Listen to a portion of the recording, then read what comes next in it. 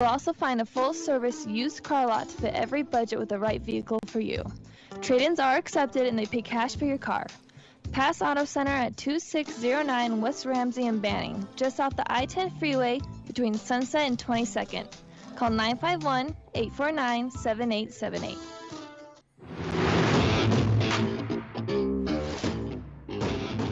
That's right. It's the morning show here on ABC News Radio, KMET 1490 AM, and we are happy to be where we're at in the beautiful city of LA, San Bernardino, Riverside, Palm Springs, Orange County, wherever you could tune in, do so. It's 1490 AM or 98.1 FM. Also online, we're monitoring the social media feed there with all of you tuning in. And if you want to go ahead and comment, do so.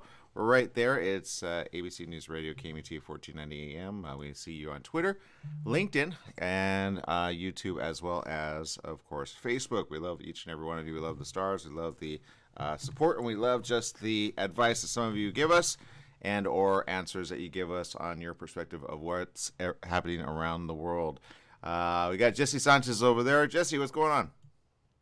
Good morning. So apparently your Halo show just came out today. Okay, I'm not gonna lie. I just got excited. Today's 24th, right? Yeah. Oh, I'm so excited for this. I'm not gonna lie. I haven't been excited about a lot of things as of late, but this is worth it. I'm telling you, there's something about this I just can't wait to see. It's like they went away and said, you know what, we're gonna make good shows for people who are at home because it's all on the streaming services, right? This is like movie quality. You know what I mean? I hope so. I'm gonna give it a watch later tonight, so I'm excited for it. Yeah. What services is it on again? Oh, this is on Paramount Plus, huh? Yes. I did forget about that.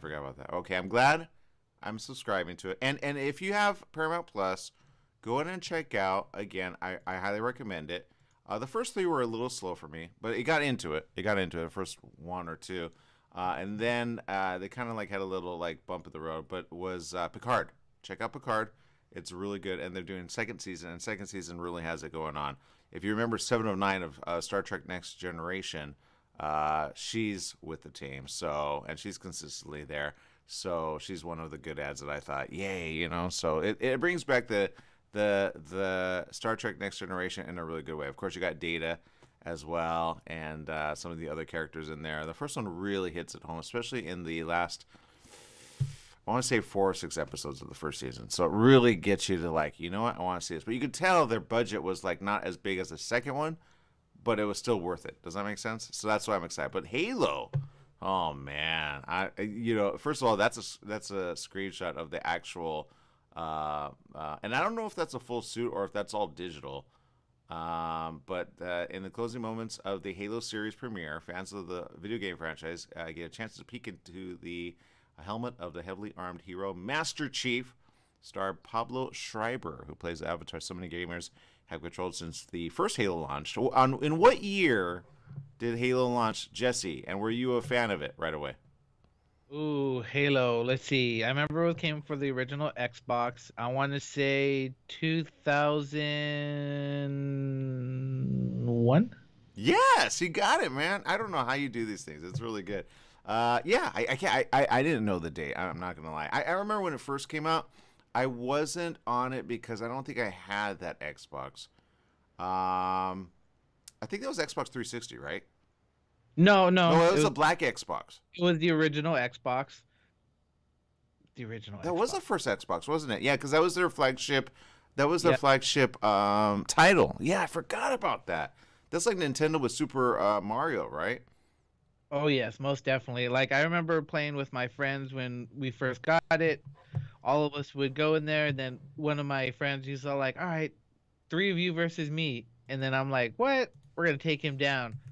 So what we didn't know at that point is like one of the strongest, most broken weapons in that game is just the basic pistol. Yeah. So he slaughtered us over and over again with just a pistol. Yeah. So it was fun. But I enjoyed that game. I can't wait to see what the series has to offer. Yeah, I mean, I'm looking at it right now, and again, like I said, they have a great lineup.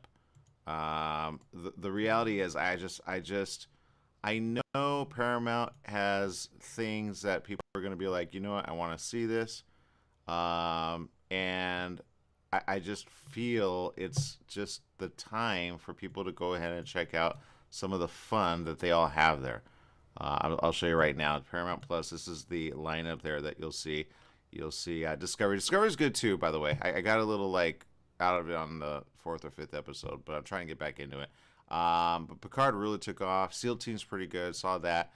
But the Halo, that's the part that I think everybody's going to want to check out, at least in the next few days, because I feel there's going to be a lot talk about it. And so I'm just excited for it. I'm not as excited for a lot of things that come out. But this one, for some reason, I'm just like, yes. And I remember trying on the Xbox for the very first time at a friend's house. And I was just like, this is a fun game. And then when they had the multiplayer thing, I was just like, you know what? Sign me up for that. So I remember getting it, and I remember playing with friends, and I remember trying to. But that would be good as a VR, right? Like, I think they need to go that level with it. I could see that as a VR game, walking around in the Halo world. Yeah, yeah, It'll be interesting. yeah. Yeah, I'm thinking that there's a couple things I'm thinking would be a little difficult, like the driving part where you like jump in the back seat, and you're like, shooting with the gunner, or yeah, or if you're in the front seat. And I remember how frustrating that was to drive that, and then be like, dude, turn around, like I don't want to shoot in this direction, right? Especially when you do multiplayer. That was awesome. Then they added voice to that, and that was fun. And you just had to have like, that was when high speed internet was like necessary at one point, right? But it wasn't there yet. I remember it wasn't there yet because it was still lagging.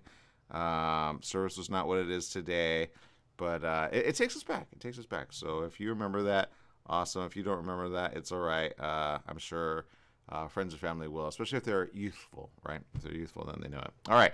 Lots of things going on around the world. Some weird things as well. And you know what, Jesse? I'm not going to lie. I saw this, and I thought, what is going on here? And I'm not sure what the information is exactly about it, but this is one of the top headlines, and I thought this is interesting that it's a top headline for us here in LA. But this is what it is. Leaving Los Angeles, nearly 176,000 people have fled the city in shocking exodus. Now, I remember people were talking about leaving. The proof that it's there is interesting. I wonder, like, if this is over a year's time of a 3-month situation, or like, what's the deal here? Right. I mean, I've heard of tons of people moving away to different states because it's too expensive here. Like the gas is almost $7 in some places. Yeah, yeah. I agree with you on that. If you haven't already followed us, follow us also at KMET 1490 AM. But yeah, I saw that, and some of the comments actually were interesting as well. Um, some are saying, shows so many that have moved to the East Coast, or they moved from the East Coast. And that's true. Like, I remember when New York had certain numbers there and people were getting just, out of the area. Sabrina says it's become dirtier, crowded, and more expensive. Actually, the dirtier part, yeah, I get that part. It's been bad. Aesthetics by Lisa says, now if that would only help decrease the traffic, right? Arin Cod says, how am I still here? And then one says, Kimberly Vanessa says, I don't think that's a lot. That's like one little suburb of LA. And then but Sarah says, Gascon happened. Yeah, there's a lot of problems there, and especially with crime. Crime has really picked up. It's like doubled. I don't know if it's going to triple anytime soon, but it's bad. So that's kind of the situation. I mean, I was looking at this, Jesse, and I was kind of like, what is going on? I don't know if you saw the Sledgehammer Crew. Evidently, it's now like a new thing that everybody's doing. Sledgehammer Crew, the ones that hit Beverly Hills. Yeah, but have you noticed like sledgehammers are like on the rise? Like everybody has a sledgehammer nowadays. Like what is going on? Uh, and they just do it in broad daylight, right? This is a day after LA Police Chief Michael Moore warned of an explosion of armed robberies and crime in the region. A band of sledgehammer wielding bandits. They call them bandits. They call them thieves. Just call it what it is. Actually pulling off a multi-million-dollar midday heist in nearby Beverly Hills. The bold crooks smashed a jewelry store's front window before making off with millions of valuables. Now, we all remember the days of protests, right? That was usually when you had a situation. This is now almost a common occurrence just out of the blue. Like, you almost want Gorilla Glass on those. Like, is there such a thing with sledgehammers, Jesse? I don't know. Right? Or some like plastic windows or like thick plastic or something like that. But yeah, we're gonna call them the sledgehammer bandits. But multi-million. It's like, well, how are you gonna sell that stuff? I don't know. I Like don't. it's jewelry, so like it's pretty traceable, correct? Or did Um, well, yes and no. It's like, all right, I don't know how to explain it. And the shop owner looks like he has a gun, by the way. So, uh, oh, this is interesting. I'm looking at the footage, and some guy actually tried to stop them. I don't know that I would try to stop someone with a sledgehammer. I'm not gonna lie. And they're like a good crew of them, like one, two, three, four, five, six. Yeah. You know what? The thing is, these guys obviously, I feel, live in the area.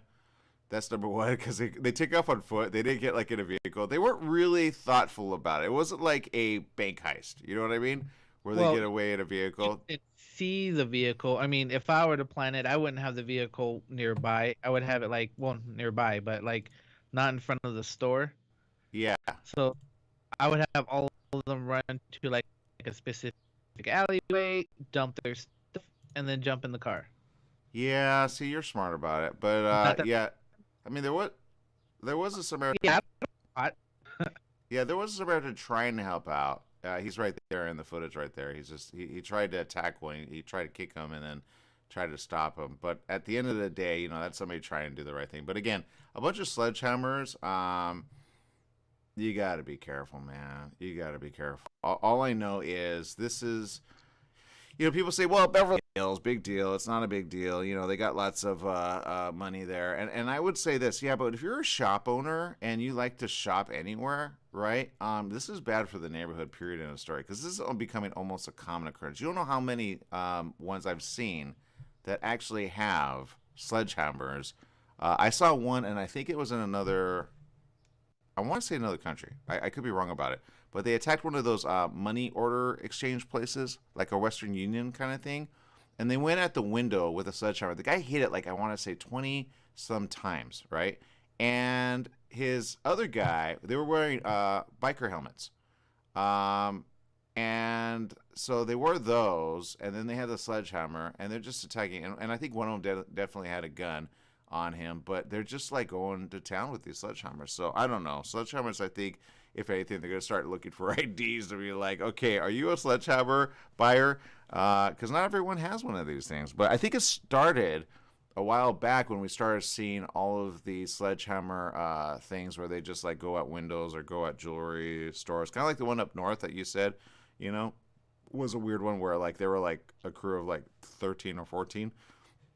But it's almost like monkey see, monkey do. So I really don't know what to do with that. All I know is we're all here in LA going, what is going on, right? Because crime's really taking a big turn. I saw a report yesterday. I'm not sure on the full information, but evidently somebody was near USC, and her vehicle was basically the slaughter of bullets. Again, I don't know the situation. We'll talk about that next here on the morning show. But I think the thing is, remember when I said watch your six? You want to do that. Yeah, Jesse, you look confused on that story. I'll bring that up in just a bit. We'll be right back with more right after these messages. Stay safe out there. Yanks.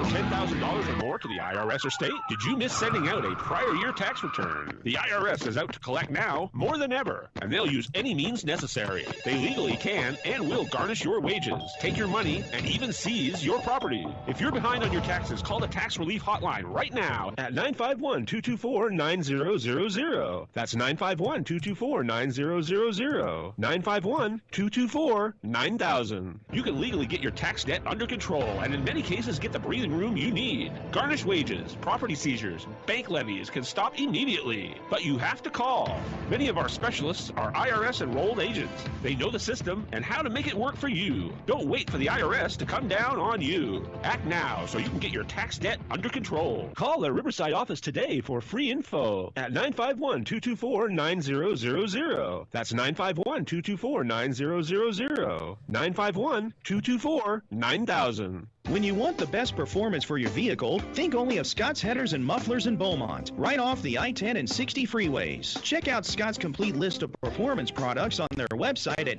hdrinfo.com. Scott's Headers and Mufflers can recommend ways for your car or truck to get better gas mileage and cut down on emissions. Need your car or truck to pass smog only? Go to Scott's Headers and Mufflers in Beaumont. Find out all of your questions on vehicle performance by logging on to hdrinfo.com. Scott's Headers and Mufflers in Beaumont. hdrinfo.com. Are you a self-published author that maybe underestimated the challenges of marketing your own book? I'm Suzanne Lynn, and we help authors sell more books through video interviews and radio advertising. You see, a professional video interview is really an author's secret weapon for marketing because it makes an emotional connection with your reader that can be posted to social media, YouTube, your book's landing page and website, your Amazon author page, and even sent to media to request interviews. We guarantee that video interview will be viewed by a minimum of 3,000 people in your target audience. And let's face it, no one can sell your book better than you speaking about it yourself. Plus, we can run commercials on our nationwide network of radio stations that targets your specific reading audience. Find out more at GiveMyBookWings.com. That's GiveMyBookWings.com. Again, GiveMyBookWings.com. Welcome back. Yes, it is the morning show here on ABC News Radio, KMET, 1490 AM. Let's say hello to some of our social media viewers there.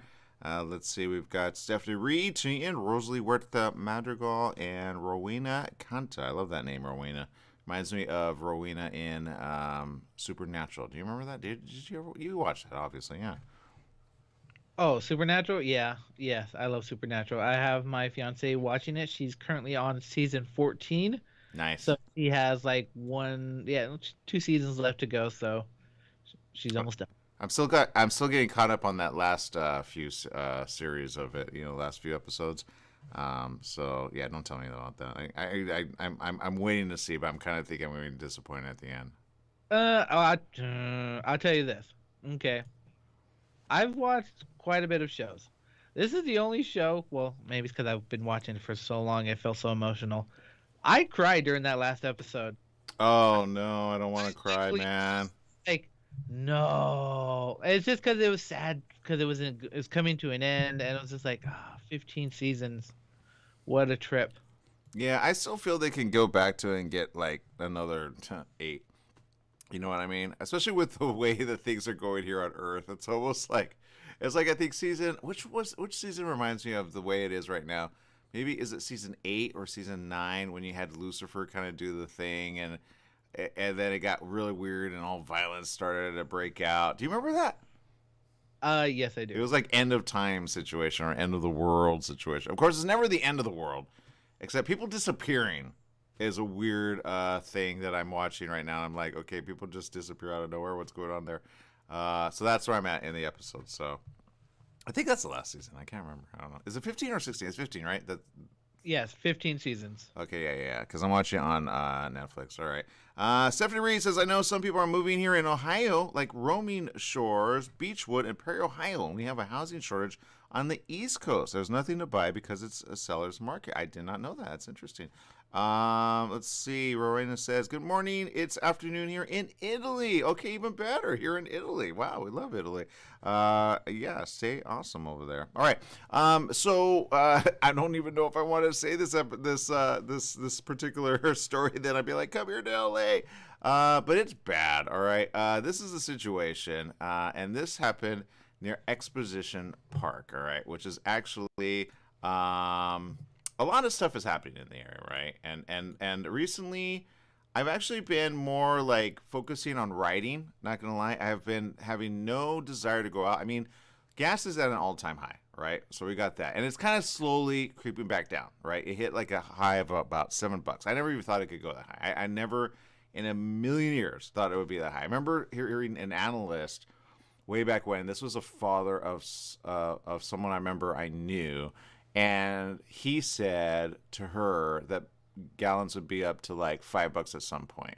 And this was like, oh God, I want to say this like right when we hit like I think top of 350. And I was like, it's never gonna be $5. No. That was my mind, right? I didn't say no to him verbally, but I thought no. So now that we're at 7, I'm like, because he was like, just invest. I'm like, and that was before it hit a top of 80 a barrel, right?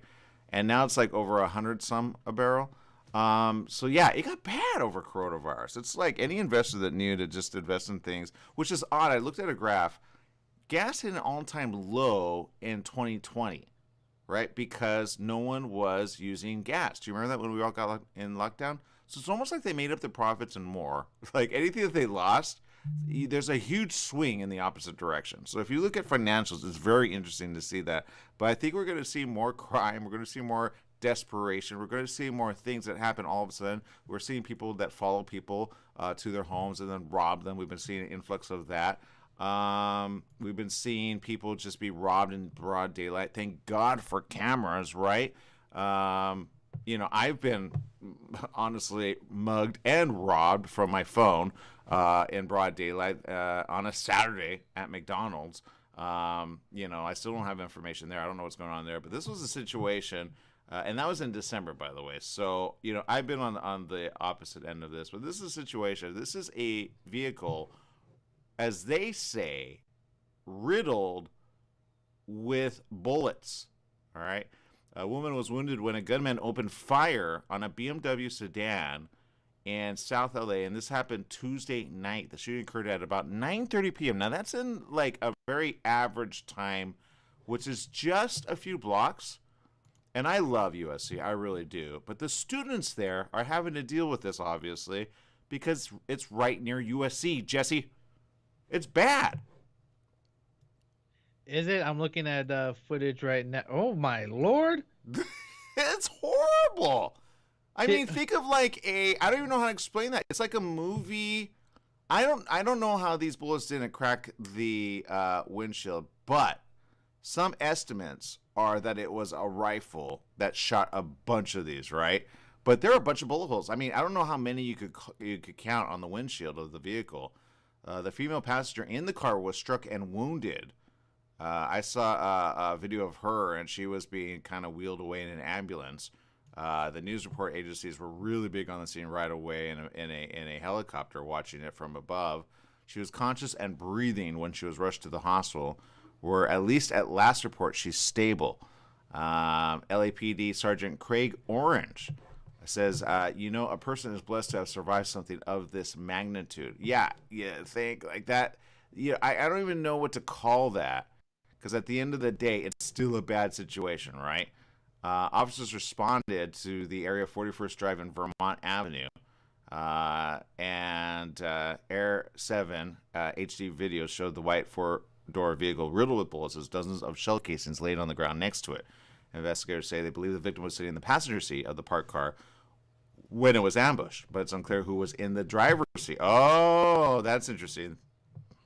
That's developing then. That's interesting. Because the way I see it, it's almost like the person that if they were in the driver's seat, they'd be dead the way the bullets are at. And the one on the side, when I first saw it, I said, oh, that one I could see surviving, but barely. But at about 9:48 p.m., a man was seen placed in handcuffs by police It wasn't immediately known if that individual is connected to the incident. Police say the shooter took off in a late model 4-door white sedan with tinted windows, last seen driving on Martin Luther King Jr. Boulevard towards Normandy Avenue. They say it's unclear if the victim and shooter knew each other. The investigation is ongoing. But still, this is a bad situation in just the area of USC. You know what I mean? These are where your students are at. You know what I mean? Like, a lot of parents have kids here from out of state just to go get a really good education at USC. And it's bad there. This is the area where people are getting hit by drivers, you know, and then the drivers are speeding off. And I will say this. Some of them are on scooters, but you guys don't, you know, watch where you're going, and there are other vehicles that just don't care about where you're going. So they'll swipe you, they'll hit you, they'll do some harm to you, if not kill you on the way. So you really have to be careful. Like I say, you gotta watch your six. There are so many things going on in this world right now that I mean, we've got obviously Ukraine, we've got, you know, Russia. That's a situation currently developing. You got coronavirus that's still here. We've got new vaccines that are coming out pretty soon. There's I'll say investigations on as to the effectiveness of the new vaccines, and evidently Moderna has some promising information there. But at the end of the day, we're all just kind of surviving here in LA. So I understand the headline when it says, you know, 170,000 some, and that's a lot of people that take their money elsewhere out of LA. Now I don't know if they're going to San Bernardino. I would imagine people are going to San Bernardino, Riverside, right? Because that's LA County. It doesn't mean they're coming out of California. So that's a lot of people out of LA area. And I feel the majority of it, which no one's speaking about, but we've been talking about this for the last 3 months, renters. I can almost guarantee that's a majority of renters that just cannot afford their payments, right? Now, I will say there are programs. And if you want that information, we'll bring up that information in just a moment, because the deadline is looming. All right, March 31st is the last that I see here that you can apply for, that they'll get submissions for rental relief. So we'll talk about that next year on The Morning Show. I'll be right back right after these messages. Stay tuned.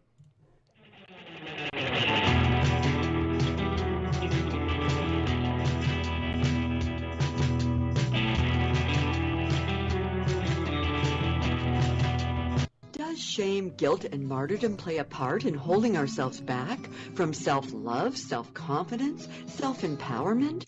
Ambika Waters is back.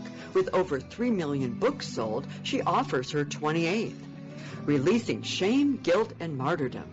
Her body of work includes training programs held in Europe and North America, where she connects her participants to the realms of angels, the importance of chakras, the healing power of color and sound.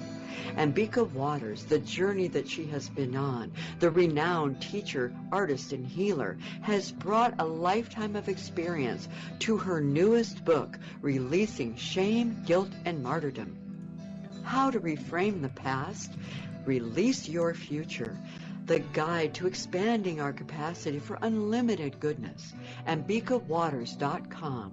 Amazon.com. Love, love, love. Take KMET 1490 AM with you everywhere you go by downloading our free smartphone apps found on the KMET website, KMET1490am.com. You can also go to the Google Play Store or the Apple App Store on your phone to download the free app. Now you can listen live or play any of your favorite programmers' podcasts using your smartphone. Go to KMET1490am.com and download your free phone app today. AJ here from Living the Good Life Show. We're thrilled to hold our newest event May 14th through the 16th at Avondale Golf Club in Palm Desert.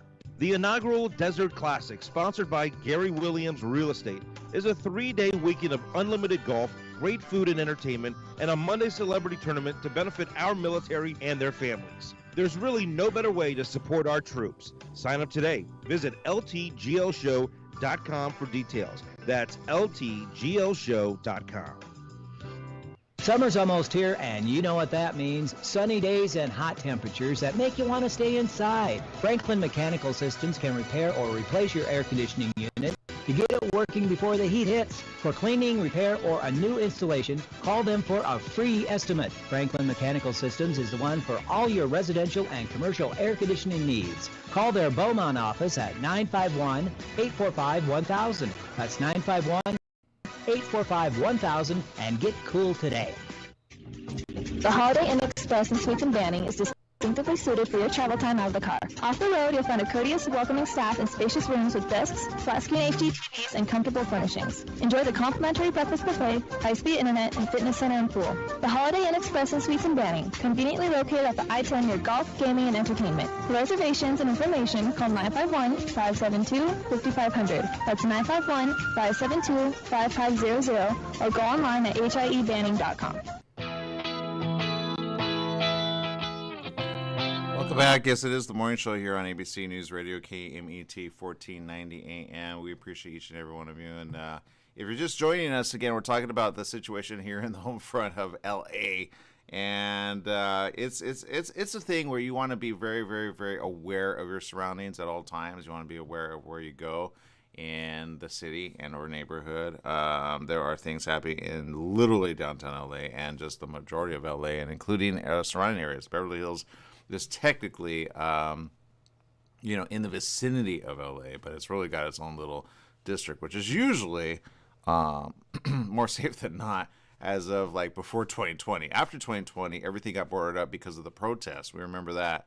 But when you have sledgehammer situations happening in broad daylight without any care to the people around it, I mean, I would understand, Jesse, and I hate to say this, but ones that would go in the middle of the night and do that, but the ones that did it like literally in daylight, it kind of goes like, wow, like you're almost like ready to be like locked up, you know what I mean, or found out, because how many cameras are there, you know what I mean? But you know what, they're wearing face masks, that's the problem. So I would only be like, if you're gonna like have a sledgehammer, and they usually have hoodies, they're very big with the hoodies, right? So if you see a bunch of people with hoodies on, that's a red flag. Just move away, right? Get your phone out, move away, go across the area, and get ready to record it, which is evidently what happened on that footage that we showed earlier. But it's a weird situation in LA, right, Jesse? Oh, most definitely. I don't even go there anymore because it's just like, I don't want to deal with the traffic. I don't want to deal with the way places look because it looks like it's falling apart in some locations that I go to. Yeah. And it's just like, yeah, I don't want to deal with that. Yeah, I get that. There is something that people are not wanting to deal with, but they're going to have to, and this is why I think there's a huge exodus of people just getting out of the LA area. It's called rent, okay? And I said this, there is no way a lot of people could pay down the rent from like past years because of coronavirus. There's still, yes, people that have opportunity, have found opportunity, and then there's those that basically haven't made certain rents due, and because of evictions being able to be done ever since I think September technically, because Newsom was supposed to, when he got reelected, he always promised, he says, I'm gonna re-extend the moratorium. He didn't. He did exactly the opposite. It was almost like he got elected and then he like, champagne everyone, and then forgot about his duty, and now he's like dutying on like little stuff, and one said, including my mom, like, well, at least he's doing something possibly for at least gasoline, right? Like a little of something there. But I almost kind of say it's like they forgot the majority of other people. So you got to think of yourself, all right? And here's why. You're going to need to at least file, and there's a huge deadline, and it's happening at the end of the month. I don't think a lot of people know this. Here it is. I'll bring it up. Unpaid rent, I already applied. Housing is key. Yes, housing.ca.gov. That's going to be your friend if you need help with unpaid rent. The process is simple enough.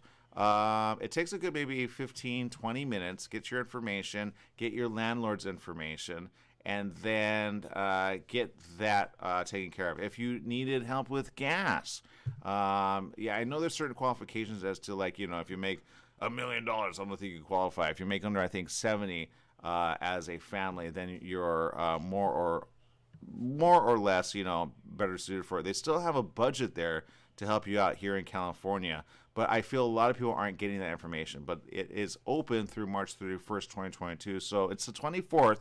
So if you need help with it, again, this is different in every single area of the country. I don't know how it is in other areas of the world, like in other countries. I'd be interested to see that, especially those of you tuning in from Georgia. We've got Ellie tuning in over there. But you're going to want to go ahead and apply for this, because I know in our own area where we have apartments, a lot of people have been kind of strong-armed by letters that are actually illegal to basically say pay up or move out, like as though it was the beginning of an eviction process, but it wasn't. It had nothing to do with an eviction process. It was just a letter saying it. So I know people literally in the middle of the night, they leave. I know in our own apartment complex, a good 3 people have suddenly, goodbye. And I know because one of them actually operates at the 7-Eleven down the street, and we're good friends with them, but they all of a sudden, they got out of there, right? Because they got this little strong arm lesson or strong arm, I don't know what you want to call it, paper. So some renters are getting this all of a sudden from certain landlords. But again, what I will say, this is what I found out, and this was interesting. In the process, there are landlords that will apply for this as well for their renters. So my question is, at what point are we going to have an investigation open up about ones that got money from the government, but then they get double the money from the renters? You know what I mean? Because they still can go after renters long term, but if they've already gotten money from the government to help them out, the fact that they want, like, you know what I mean? Because some will double dip on that. Does that make sense? I remember having this conversation with my mom. I said, a lot of people are going to do this as landlords, especially if you have multi-dwelling units. So at what point is that, like, ethical, moral, and or right? Because now you get double the money, right? Right? That's not fair. I mean, there are people who need it more than people that are be double dipping and stuff. So yeah, that's kind of bad. Yeah, so there's information there. I have yet to say it.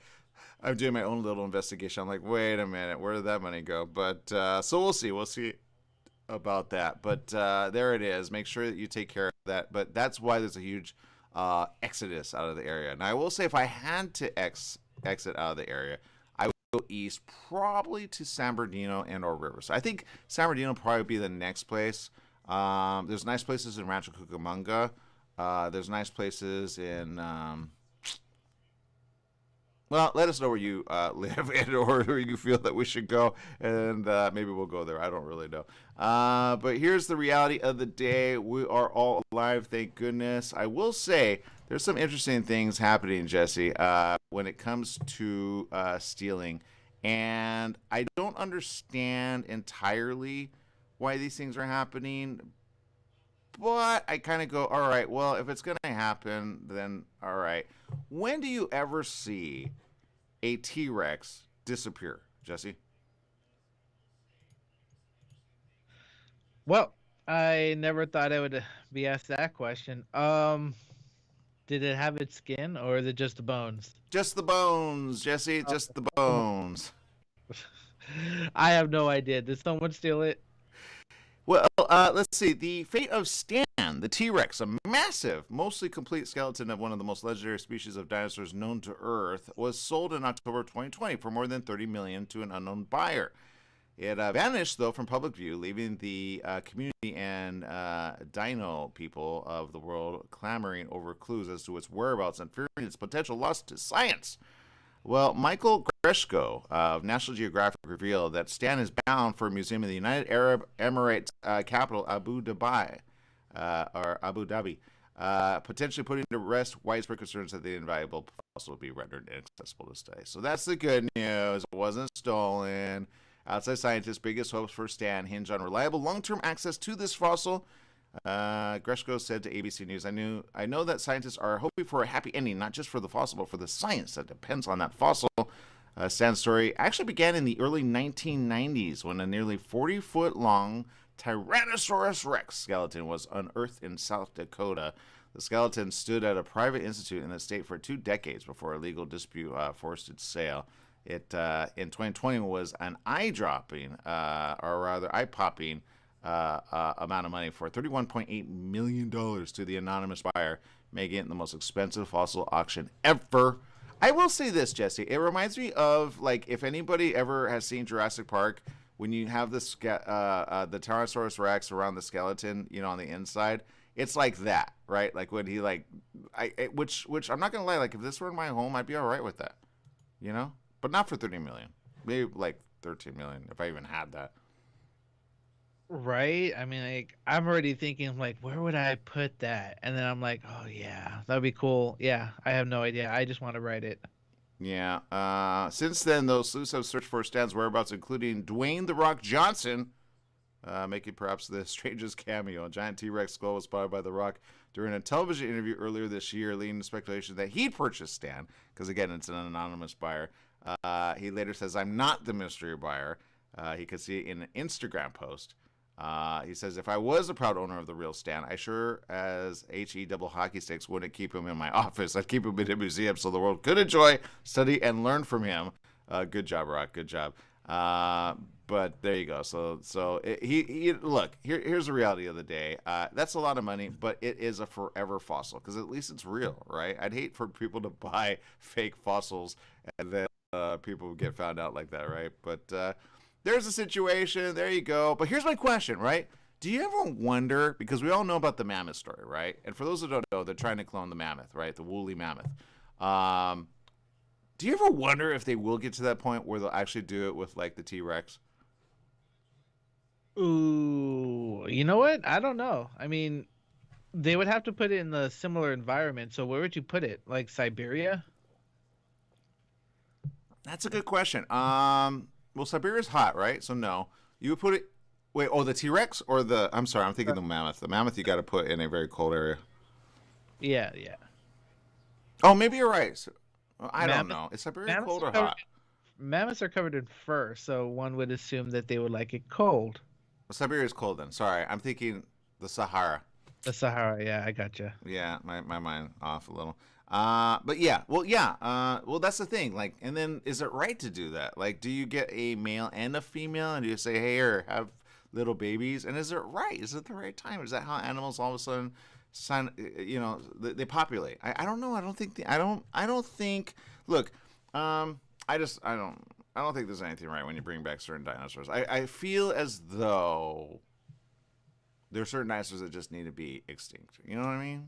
And the T-Rex being one, as beautiful as it is of a creature, I would not want one like roaming outside. I mean, what do we do to cougars and mountain lions and other things? We kill them the moment they get into an LA area. We don't even drug them anymore and put them in a safe area, right? Right? I mean, there's weed for people. There's got to be weed for get catnip for a cougar or a mountain lion and just draw it. You know how they get drug it like that. They didn't come up with something. My mom's actually said this a couple of times. She said, I don't get it. They keep shooting like these mountain lions. Why don't they just drug them, with like one of those little tranquilizer and then, remove it from the area. It's not their fault they're roaming the hills in the city, right? I don't know.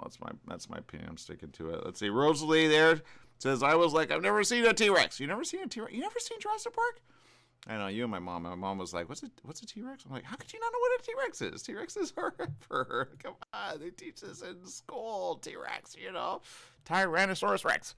But yeah, that's interesting to look at. But if you get to go to La Brea Tar Pits, you'll see some pretty neat fossils and some pretty cool stuff. And I just feel we're not at the point where we want to clone things like this. Although they can. Yeah, right. So I sometimes wonder what they do with the bones in the meantime. Like, who is that person? Because that's how Jurassic Park starts. Speaking of which, Jurassic Park has a new movie coming out. Did you know that? Yes, I do. Jurassic World. God, what are we on? 3? Dominion. Yes. I cannot wait for that one to pop up. I wonder what new dinosaurs they're going to make and then what terror they're going to put people through. Yeah, it's right here. Actually, I'm checking it out. Hopefully, it won't mess up my footage. Yeah, it looks like it wants to. Oh well, it's worth it. There's the official trailer appearing on world.com, and it looks pretty amazing. Again, you got the regulars, Chris Pratt, awesome. Bryce Dallas Howard, huge fan of her.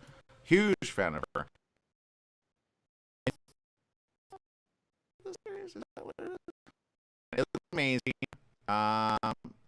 It looks really neat, and it looks like they're wrangling some there, there. But at the end of it looks cool. But again, it's always a warning of what happens in the meantime. It looks like it's happening a shift of the weather, which makes that's actually what we're going through now. They have like a brontosaurus there. Oh, raptors! Those guys get out with their little raptors being trained to eat food. Jesse, I feel like I'm ready to see this pretty soon. Are you guys wanting to go see it at the movies? I think I want to see it. And Chris always trying to do his little thing with the Raptors. It looks like the Raptors had babies. I don't think the baby is prepared for this. Oh, maybe it is. I don't really know. Oh, okay. One of his friends of the. Oh, that's not good. That's a megalodon or something like that. Yeah, those in the ocean. Oh, that's not good. Oh, it made it to. Oh, it's the dinosaurs hitting the city again. Oh, there's that. Did they have that in Jurassic Park 3 or 4? What was that? Oh, they brought the heavy hitters back. Jesse, I'm looking at the footage here. I did not even know this. This is like, oh, Jeff Goldblum's going to come back? Oh, my God. The original Jurassic Park people are merging with the new Jurassic World people. Jesse, I'm excited. Is this the first the trailer? Yes. Is this the first time you've seen the trailer for this? Yeah, I'm watching it on our screen, Jesse. Yeah, the three big people are coming back, which is Jeff Goldblum's character. I can't remember his name. And then yeah, the other two doctors as well. So it'll be interesting. Poor Bryce. She's always running in heels. I don't know what the situation is. They just need to get her out of heels, seriously. But all right, so that looks pretty amazing. I'm not gonna lie. I think I need to see this in IMAX, Jesse. I think this is one of the movies I'm gonna go see in IMAX, and I'm gonna go have fun watching it because they brought back everybody in it, and so I'm excited about that. Let's see. Algenia and Tunia, we appreciate you. Yeah. So, I see it. Rosalie says, I've never seen a real life one in person. Got it. Okay. All right. Because my mom literally had a moment yesterday. I'm like, how do you not know what T-Rex is? We had an interesting discussion about it. But, yeah, there you go. So, look, at the end of the day, fun is about to be here when it comes to certain movies. Halo, I highly recommend it for you and or your family. And then, of course, be safe out there, right? The latest news of the coronavirus situation is one that we're watching very closely. And I did watch a very interesting news headline recently that said, questions about the new vaccines. But I will say this. New is better than the old because they got the updated strains, right? So that's the good news. Now, I know people are looking at this situation with the children, right? And the question of the day is what vaccine is safe for children? What is the proper dose? What is the right amount? So there are some studies, at least with Moderna that I see, where they are seeking FDA emergency use for the vaccine in kids under 6. The company released clinical trial data actually yesterday showing neutralizing antibody levels were similar to those seen in adults. It's a 2-dose again, all right? I don't know why Moderna is always the 2-dose one. Johnson & Johnson's a 1-dose one, and Pfizer, as of the fall edition of 2021, was a 2-dose, but as of the spring edition, it was a 1-dose.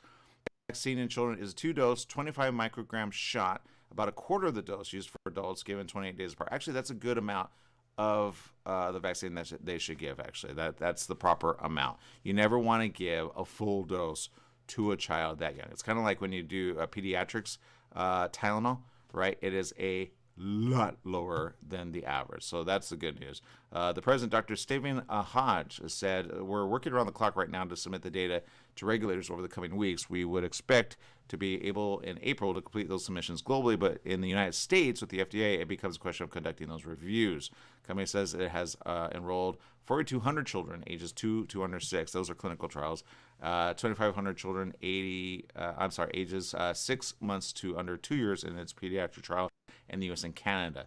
During the OMS surge, there were enough children infected in the trial to estimate 2 doses of the vaccine were 44% effective against the COVID infection, including asymptomatic and mild infections for children aged 6 months to 2 years, or 2 years to 6 months. 6 months to 2 years. Moderna said the vaccine was also 38% effective among kids aged 2 to 6. So that's interesting. It says none of the participants were severely sick, but they gave an estimate of how effective the vaccine is at preventing severe illness. None of the children in the study were hospitalized or died. According to Moderna, it is a more safe than not vaccine, with children experiencing similar side effects to adults. The side effects were mild or moderate and reported after the second dose. So there's something about that second dose, again, that happened in the two. Anyone that got the spring edition of the 2021 of Moderna, a lot of people I know said they felt sick 3 days later, right? And I don't feel that's a good thing to ever feel. Some were like swelling of their lymphs, right, of their lymph nodes and or other areas, or just like, oh god, I felt like I had the flu. It was really bad. They got over it, but the body doesn't. When the body doesn't react like that, it's really bad. But remember, that was an emergency authorization. So the question is, what do we do now with the new dosages? What do you want to say there, Jesse? No. Just some little news before we head off there. Go ahead. What is it? Apparently, a interesting movie is in development right now in Hollywood. Do you know of Voltron? I know Voltron, but do I want Voltron to be a movie? Yes. Live action. All right. You know what? Yes.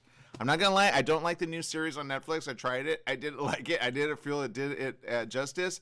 But you know what? I'm ready for this, Jesse. And if it's anything like if it could be better than Pacific Rim 1 and 2, then I'm all for it.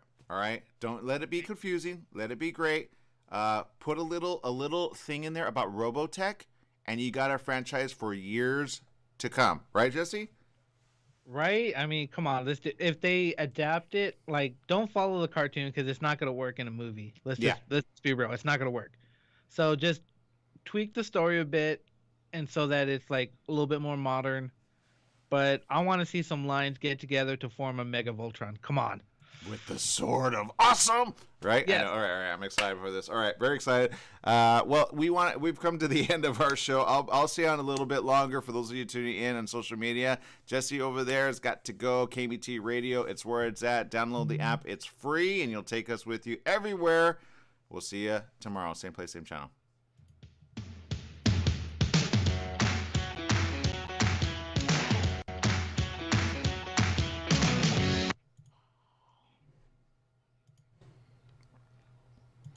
All right, for those of you tuning in, we appreciate you. We love the fact that you guys are, chatting in the social media room. Let's see how Genius says. Just tuning in, sending the love, and everybody hang in there. Endurance is the key, right? Bobby Stamps, thank you so much. You sent us 50 additional stars. Appreciate you more than you know. Thank you. Mark Blevins tuning in as well. Let's see, Eugenia, says, I can't wait to the movie. Love Animal Kingdom. Thanks to Jim Fowler, Marlon Perkins, I used to call Grandpa. Doesn't that trailer look amazing? I will say that's the first time I saw it. I'm like, whoa. I can't believe they're bringing back the original team from the first one.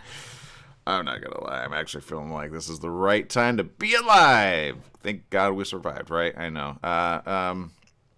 Again, a nod to those that we've actually lost. Remember, we're at 1 million deaths in the U.S., so we want to make sure that we are aware of those of us that are, still here. And some of us don't share that, we're hurting because we lost a loved one or we lost somebody, due to coronavirus and or any other virus and or disease in our thing in the last year and a half. Because it's been a really bad few years, right? I mean, ever since 2020, it's like the 2020, I remember everybody celebrated, for 2020, like, yay, it's a decade, yay, it looks like a cool number. And then, boom, corona. Well, at first, Kobe died. I remember the beginning of 2020. And then after that, all of a sudden, you had coronavirus be everywhere, right? That was a problem. And then that put everybody in lockdown mode. And then we thought, all right, we were hoping that was just a little thing. The World Health Organization said we are in a pandemic. I was like, this seems very big all of a sudden. But I thought for sure, the first moments when it came out, I thought maybe a good 3 months we'd be into it, right? And then I remember saying it on the air when we were in the high desert on television. And I said, what if we do this another 2 years, right? Or 3 years or 4 years? What happens if that? I remember asking and polling people, but are you prepared? Worst case scenario. Everybody was like, yeah, but no, it's not. Yeah, let's think positive. I'm like, all right, but thinking positive is different than actual science, right? And actual things. So I'm that person that always says, prepare for the worst, expect the best, right? So prepare for the worst, expect the best in your own life and in your own things, because there's a lot of things culminating right now in a really bad way, all right? And I'll just tackle a few. And I've said this a few times. Now, when you think Jurassic World, you think, wow, movie, right? But I will say the science away from it, The new movie's talking more about the shift of cold, right? And you're seeing kind of the little brontosaurus there, which is kind of cute in that movie trailer, which kind of takes place in like a really cold, sleet, hail type windstorm, right? That's happening around the world. You know, if you watch the news headlines, especially online, you'll see that there are cold fronts happening everywhere. All right, and in areas, I know we have a viewer from Italy. I know in the Europe area, it's they've hit lower temperatures than they ever have. In anything of the northern hemisphere, the shift has already happened as of the last 3 months. But what people are not adding into that is the fact that we have about 40 some odd volcanoes. Okay, I think the number may have gone down. I know it hit an all-time high of 53, but I don't know if some have actually kind of sized off. But that is a lot of ash into the air. I've already said this a few times on the show, but when you remember, you'll remember that again, there are things that cool down the environment of the Earth, and that's called carbon. All right, carbon when it's released into the air, and you have a good amount of it. Think dinosaurs way back in the day, all right? And thank God for the fossil record of dinosaurs, right? Because then you go, okay, we get that they were here, we get that they were alive, we wonder when they were extinct, we wonder, what that eventuality was, right? Everybody, and I know somebody quoted something about the Bible right now about the memorial. But when you think about where this world has been and where it's going, you go, all right, we know there was a deluge, right? Every faith has something about the deluge, right? Eastern have about it. They just call the guy a different name than the infamous Noah. But the point is, obviously this world has undergone a huge transformation, right?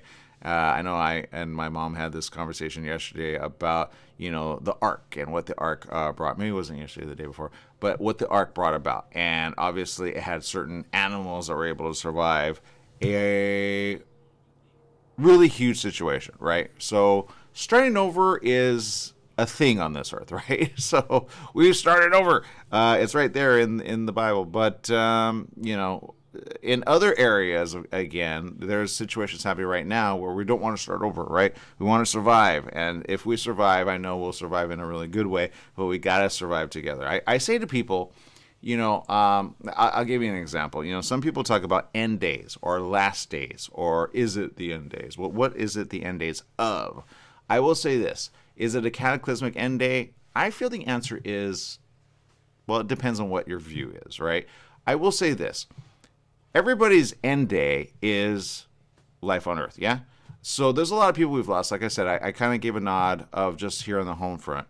But around the world, we have lost literally over 6 million people due to coronavirus, all right? And that's a huge number. Now, if you did the math of 2020 and till now, you would have seen about 8.6 billion, which were on the Earth, yeah? But now, new estimates, and I don't know why the number's so low, it's like at least around 7.6 billion. So where did the billion go, right? Like, what's accounting for that? How did that happen in just a couple of years, right? It's 2022. How did that happen? Someone's put it at 8.3 billion, but we were that, now we're at 7 point some billion. So I don't know if certain math or numbers are off, but that's still a billion that have just been gone overnight. So what do we do with that, right? So at the end of the day, that is the end day of those ones, right? Unless they suddenly magically pop up out of nowhere.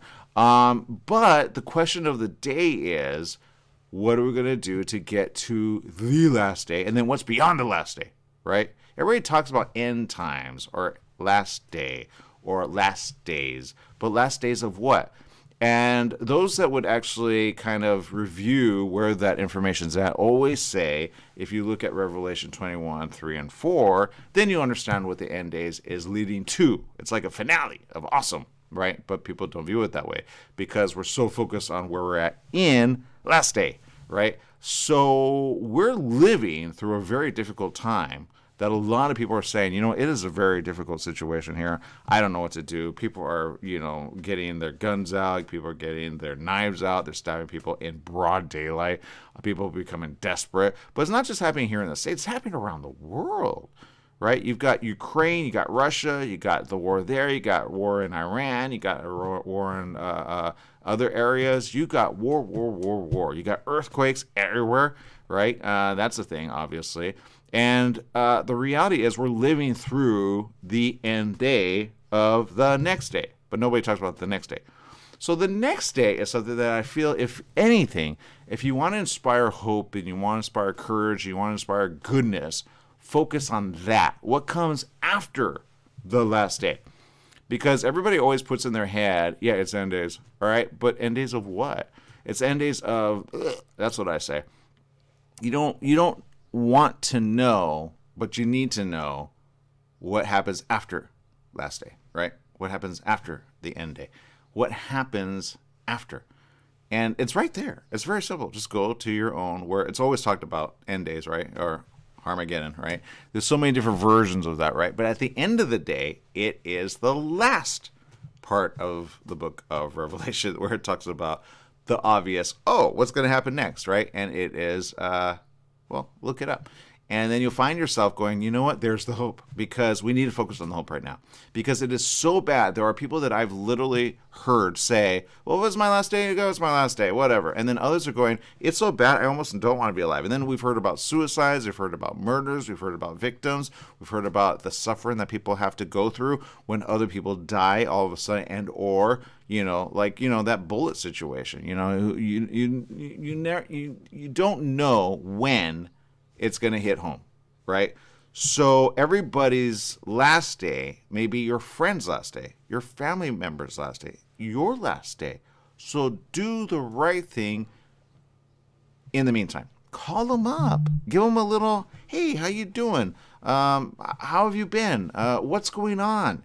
I will say, and I appreciate, I got a message as of yesterday saying, hey, we missed you. You weren't on the show, and I wasn't. But I will say even that is very much wanted and or needed sometimes. You don't sometimes know what people are going through behind the scenes. You don't know what it is they're dealing with. You don't know what it is they're suffering from. You don't know what it is that they're getting in their life, and or people that go a little weird, right? But coronavirus, again, has really hit a horrible situation in 2020. In 2021, it just was like, bleh. We thought we were going to be done with it, I think, by the end of 2021. I know a lot of people was hoping for that. But if you look at the science, we're not done with it, all right? 1, 2 is bad. 3 and 4 are really bad. And, there's one coming. Oh, M. Yeah, M is bad, too. When M comes bad, and then Lambda, which merges with a few others, that's still there. You have all these ones, which I say again, if you just said, A, B, and C were bad, D, E are really bad, F, G, and H are really, really bad, and I is, oh, no, then you'll understand, oh, shoot, we're not ahead of it, all right? That's why I say be prepared for the next 3 years, all right? When you're prepared for the next 3 years, you will spend less, you'll spend what you need to spend, and you will spend what you need to do in order to, do that. All right? Stay alive, be alive, and be good with the people around you so that we can all have fun at the end of the day, right? Because, look, I'm the first one to say, if coronavirus is at an all-time high, which it's hitting a really big surge here in the States, not a time to meet up with people.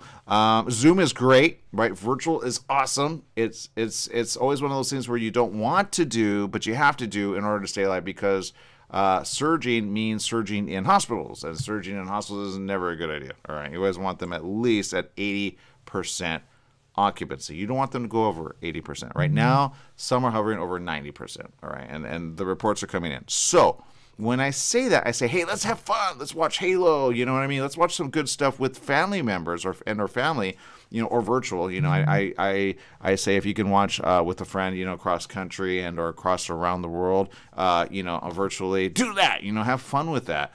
But enjoy the fun as the internet is alive and well. And enjoy the ability to reach out to people that you are knowing and or you are connected with, right? Because you never know when their last day is going to be, and or your last day, right? Because we never really think about that. We think about just getting through life, right? Financials not adding up, needing to spend money at the gas tank and or the bottom dollar of food, right?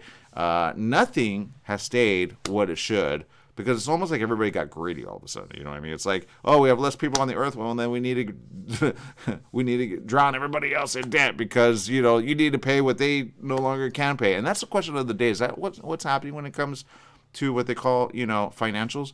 Are we basically paying into something that companies have not downsized in? Does that make sense?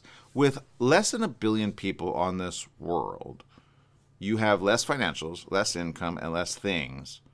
So are you making up for it in the way that you increase everything at the end of the day? I feel like the U.S., I know Biden and the administration approached this, but they didn't address it in the right way. And it's called, where did this huge surge in pricing come from, right? I looked at a graph about gas, and I thought, well, this is kind of telling. And there was a huge dip. And it was an interesting graph. I don't know if I can bring it up. I don't know if I can see it. But it was a huge dip in 2020 of gas prices. Huge dip. At like an all-time low, right? But then it peaked as of recent at an all-time high. Now, it's not the first time it peaked. We remember, like, during the recession era, it peaked as well. That was a huge peak, right? And that was, I think the peak was like 4 or 5, I want to say, dollars. And that was really bad. That's when we felt it, and everybody started complaining right away, like, what the hey? Now we've almost doubled that, right? And that is an integer at the wrong time because you have people with less work trying to pay down the debt of, dude, we remember being on lockdown. Yeah, you weren't able to work a good 3 months. You were out of it, right? So what do you do with that, right? Now, I will say here in the home front of California, Newsom is doing something. Here's a headline: gas prices on the rise. California coroners could get $400 through his new plan. I will say this: it's a good little like, yay, we got something really good, but I think more needs to be done about California prices. I just say it, but prices around the world have to kind of say, you know what? Let's, and this is the problem. This is the problem, and I get this now, but this is the problem. I say this, and we never do it. All right, and it's almost like beating a dead horse. And I guess some people say, well, ethics and numbers and monies and all this, but if you just do simple, you'll be ahead of it. I think that's the only thing I can say on this. Because no matter what I say, no one ever listens, right? Because I say, look, if you focus on people, you have money for days, right? Focus on people. Know that, you know, we have a limited number of them. Keep them safe, right? We got volcanoes erupting everywhere. You know, we got people dead through that. Disasters, you know, earthquakes and hurricanes, you know, taking people away in tsunamis, right? We got some massive things that have done a lot of damage to this earth, right? We got that. And I would say to corporations this, if they would listen, do the right thing by the people and you'll have money for years to come, right? Don't do the gouge thing. Don't raise it at an all-time high. Cut down on your spending. That's one. Cut down on things that you have control of, which are honestly where you spend your money at. You know, a lot of companies don't look at the bottom line and say, oh, this is fat, this is fat, this is fat, this is fat. They always trim the fat of employees, but they don't trim the fat of, like, you know, power. Get solar. Replace it. Boom. Done. There's a quick little, you know, thing. Because I guarantee you prices and energy is going to go up. Yeah. There's a reason gas is at an all-time high, right? It's an energy thing, right? Then when you have war, they say it, you know, adds one to the other. I don't feel it does. I think that's just a way to kind of, because we were already on the rise before war happened, right? I think that's just a way of them taking advantage of the situation, right? Don't you feel it, right? Don't you ever go with your intuition and go with your gut? You're like, it just doesn't feel right. It feels like I'm getting told a story, right? So if you're a corporation, remember, people need to eat. People need food. People need to enjoy life. People need to do the right thing there. So make it easy for them, right? I've said there's several different industries that I feel that they should invest in. which are VR. That's for the kids and for the family and for family members to be able to participate together all at the same time, especially during a virus situation. And we know in certain areas, we have friends. I know my mom has friends over in New Zealand and Australia. Areas like that are already in lockdown, by the way. So there's situations there where we're almost like here in the States kind of doing the opposite of what we should be doing. It's like, hello. And the news headlines in the States have literally said, we look at Europe very closely. And if you do the research there, when they do research on Europe, they go, oh, shoot, the surge is coming here, right? Because Europe numbers are at an all-time high right now, all right? And if you do the research there, you're going to find that to be the case. So that's a thing. You have to understand that saving money is better than spending it at this point. All right, save. Okay, I know there's things that you got to do yearly for your family, for your children, right? They need new supplies, they need back to school stuff, they need all kinds of stuff, right? But try to keep it at a minimum right now, because in the next year and year and a half, certain countries, if you do the research, Argentina being one of them, and other areas, they are at an all-time low because their surge of pricing has increased to an all-time high. They were one of the first that I remember researching as of, I think, in 2020. And I remember our very good Ricardo Rodriguez of Garage Latino and the Hispanic Motor Press said this to me, and he said, watch inflation, but watch the currency, because inflation will be one thing, but currency will be a whole other. The dollar is not what it is today. In the next 3 years, basically, is what he was wanting to say, because it is deflated, right? And people that understand currency and economics will understand when you understand currency and what things trade for. But when you add in inflation, when inflation becomes at an all-time high, you get all kinds of problems when it comes to the dollar. All right, now a dollar is one of many currencies. You've got the euro, right? You've got the rubles, right? That's what Russia's been talking about, like, hey, pay us the rubles, because they're trying to get their money, right? But at the end of the day, when it comes to financials, you need to preserve your own family's financials, all right? You need to say, hey, do we need to downsize? Do we need to be all right with downsizing? You know, are we able to downsize? Worst case scenario, you know, what if everybody loses their job, right? That still is a situation possibly happening, because there's a lot of companies in the next 3 months that are going to close overnight. All right. The exodus of LA is a precursor to something that we're going to see in the next 3 months. And it's something I've been saying, but I need to make sense to you right here, right now. When you have financials dry up in people, you have a city which says, oh, shoot. All right. I know somebody kind of mocked the, 176,000. That's not, that's a drop in the bucket. It's not.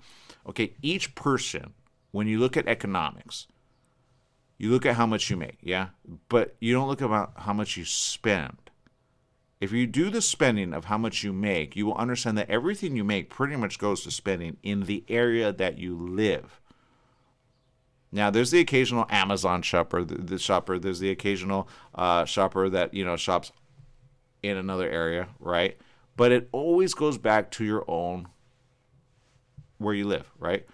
More often than not, you eat in the area, you get your food in the area, you rent in the area, you buy in the area. It's all in the area, right?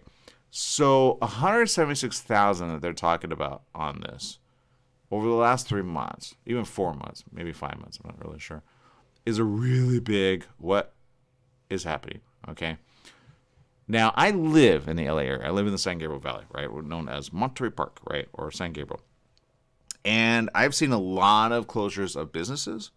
I've seen a lot of, evicted people as of late, or people just going for the hills, literally, just exiting overnight because, they don't have the ability to, pay down the debt, right? And if certain programs don't exist and or they don't file for them or they don't get approved for them, well, what next, right? So if you can, try to do that. But if you can't, or you don't get approved, or you have the ability not to pay it, make sure that you keep your family alive And remember, inflation is at an all-time high. All right, there are Lyft drivers and Uber drivers that make money on the side, and even they're saying it's not worth it. The amount of money on the gas and fuel and other things that we need to do to maintain our vehicle is just not worth it. So many are actually not driving right now. Well, how are people going to get around, right? Back to necessary driving, right? Now you got to invest in a vehicle, or you got to pay an all-time high just to get somewhere you got to go. So virtual's where it's at. That's why I say virtual, Zoom, Skype, FaceTime, Instagram, all of those are a really good means to be able to say, hey, we could still be with each other even though we're not in the same room, right? Even though we're not in the same office, right? Because it's cutting into the bottom dollar, guaranteed. And commuters are hating the gas situation, right? So some are moving out of let's just get out of the area. But it's getting worse in LA, all right? When it gets worse in metropolitan cities, it gets bad for everyone because that is where a good amount of people actually spend their cash, right? People don't think of it that way. But when that happens in metropolitan cities, then you have problems that kind of fuel to the rest of the areas, right? Now, I will say there are certain states that are ahead of it. Oregon's ahead of it. Ohio's ahead of it. Idaho's ahead of it. Washington's ahead of it. Let's see.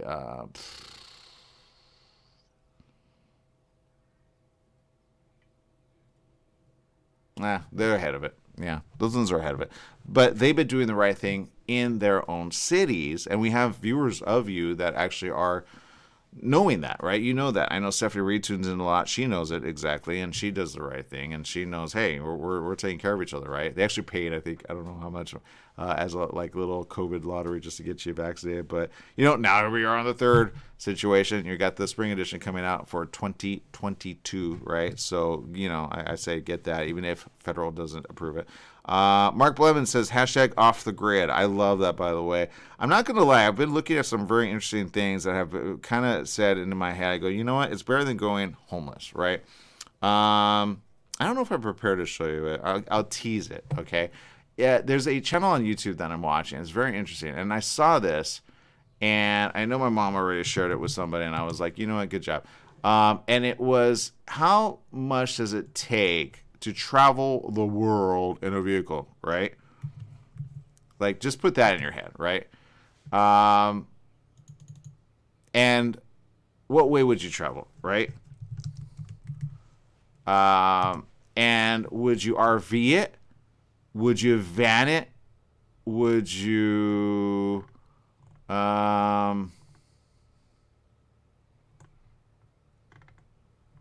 fly it? Would you get in a vehicle and go across country just for the fun of it, and or live in the vehicle? All right. Now, there's a lot of people living in vehicles, and I know because I drive around a lot, and I see this, and I say, oh boy, right? Worst case scenario, are you in that situation yourself?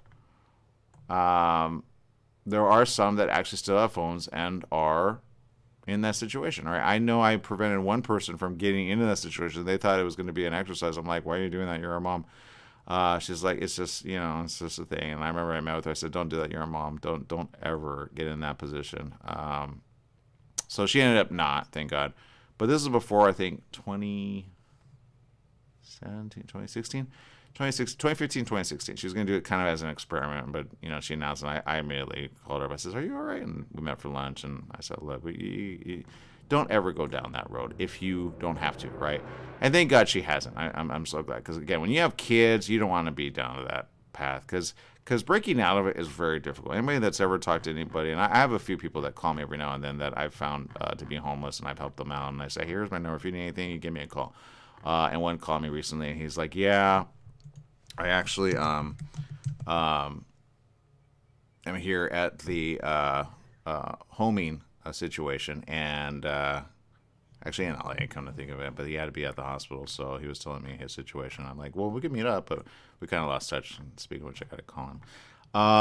But that is a thing that we all need to kind of keep in mind. Worst case scenario, there's going to be things that happen, and you need to be aware of what is happening around your own area. But there's this huge thing, and they're known as B-class vehicles, okay? Now, this is a thing. Oh, here it is. Finally found it. All right. Okay, I'm bringing it up here. And this is the headline. All right. And I highly advise you to check it out. It sounds odd. I'm not going to lie. But I will say it's probably one of the things that you probably would never consider. But if you consider it just for a little bit, it's kind of neat and fun. All right. I'm trying to bring up the. All right. Well, let me just bring up what I'm showing, what I'm looking at here. Okay, so here it is. All right. Do you see that for that top one? $475 per month. Okay. Do you see that? It's new 2021 Jayco Swift Class B motorhome. Okay, $475 per month at $89,000. Now we drive a lot of vehicles, yeah. And $89,000 is like a very, very expensive Mercedes-Benz, right? But $475 per month of a vehicle like this, on the outside looks amazing, but on the inside, it's basically a live-in situation. All right, those are the seats. I love the seats here. I'm going to skip you through this because I don't have time to go through this all.